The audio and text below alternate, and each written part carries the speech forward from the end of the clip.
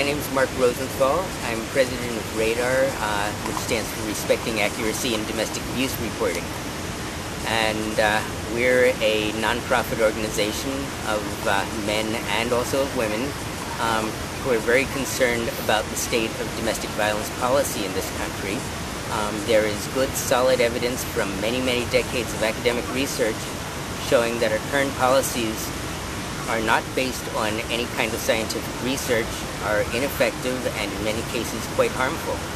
And so we're very concerned that domestic violence is a real serious issue, and it's being addressed with completely inappropriate policies that at best are ineffective and at worst cause actual harm. First of all, the policies are mostly based on the premise that all domestic violence is man-on-woman violence. Now, the very first research into this was done by a professor of sociology who I've talked to on frequent occasion. His name is Murray Strauss. He's up at the University of New Hampshire. He's probably the world's expert on research into family violence. He founded the University of New Hampshire's Family Research Laboratory, which is the premier institution in the world for research into family violence. And back in the mid-70s, in 1975, he and two grad students, Richard Gellis and Suzanne Steinmetz, got funding from the National Institute of Health to do a population survey to try and estimate the prevalence of family violence in this country. So in 1975, Murray Strauss and two grad students, Suzanne Steinmetz and Richard Gellis, got funding from the National Institute of Health to do a population survey to try and figure out what the prevalence was of family violence in the general population of the country. They started out fully expecting what pretty much everybody expects at first blush, that it was all about men beating up women. And when they collected their data didn't show what they expected. But because they were honest researchers, they looked at their data and said, if the data says this is what's going on, well, first maybe we got to check to see whether we've made any mistakes. But as soon as they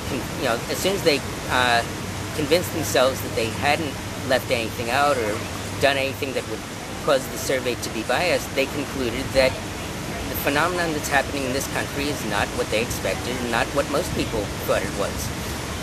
Well, how did people get the ideas that were wrong in the first place before this time? Where was the evidence that it was always men beating up on women? I don't know that there was ever evidence. I think there's a naive assumption that if you've got two parties and one's always larger and one out in public typically tends to be far more aggressive and the other party tends to be passive, right. It seems like a natural assumption. Sort of natural assumption, yeah. That what happens out, in public is the same thing that happens behind closed doors. Right. Which, by the way, Behind Closed Doors was the title of their first book, and it's very well worth reading. Strauss told me, I think about a year ago, that the 25th anniversary edition of, forget what he called it, but anyway, the 25th anniversary edition of Behind Closed Doors was being republished, so it should still be in print at this point.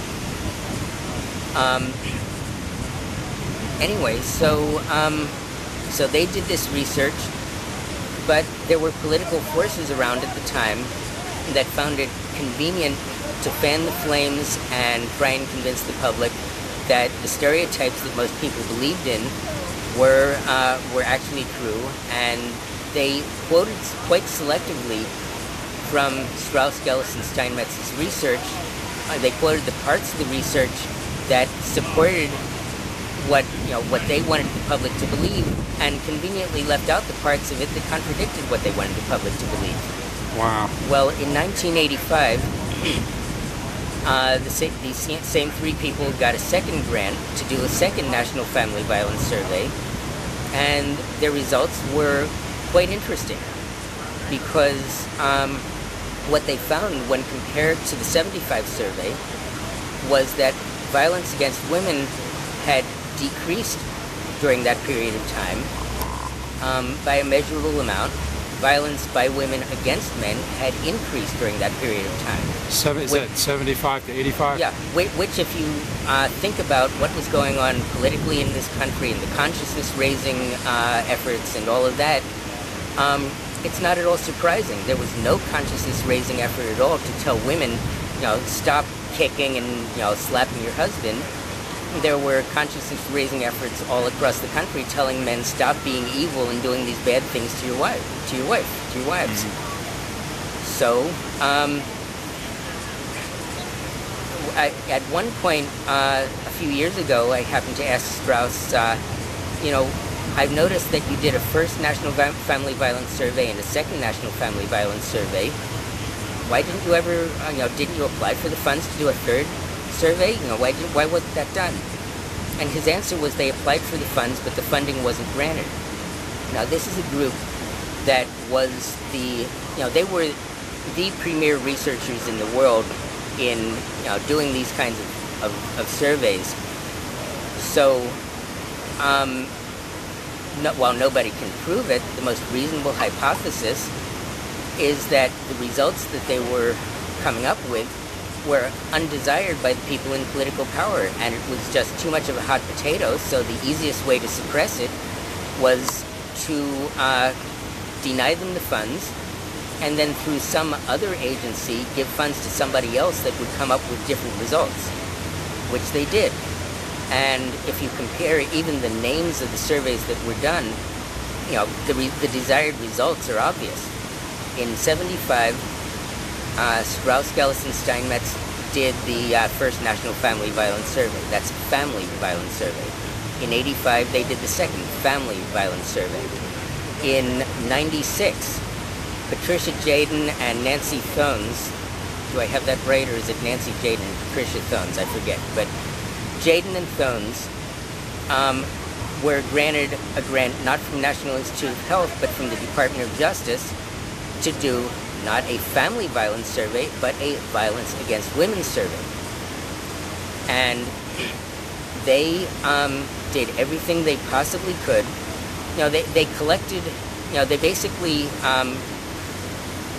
intended, the original proposal was to do a survey of 8,000 women, which is a fairly large sample, and no men.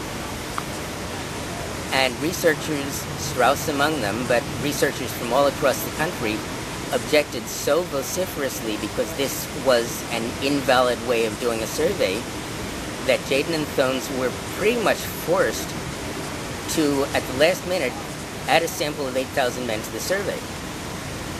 They pulled other sorts of tricks to try and suppress the, the numbers for the number of men, abused by their female partners.